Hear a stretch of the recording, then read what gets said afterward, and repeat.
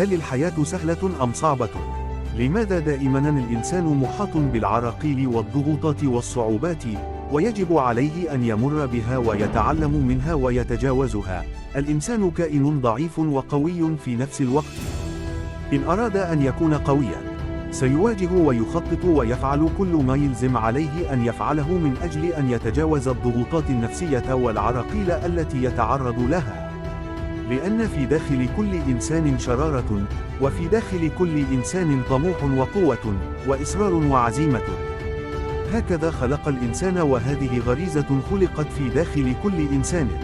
لكن إن كان ضعيف فهو المسؤول عن هذا الضعف، يجعل من نفسه ضحية، لا يستطيع المواجهة ولا يستطيع أن يتحمل المعاناة، لا يدرك أن المعاناة هي السبب في تطوير نفسه والقدرة على المكافحة والمواجهة والنجاح، ويكون شخص أفضل بكثير. المعاناة هي التي تجعل الإنسان قوي، هي التي تجعل الإنسان قادر عن السيطرة على وضعه. يجب على كل الإنسان أن يتحلى بالقوة والصبر والشجاعة. يجب على الإنسان أن لا يخاف من الواقع. كن قويا بإرادتك، كن قويا في وعيك، وكن قويا في حب نفسك، كن قويا بثقتك بنفسك. مهما حدث لك لا تكن ضعيفا.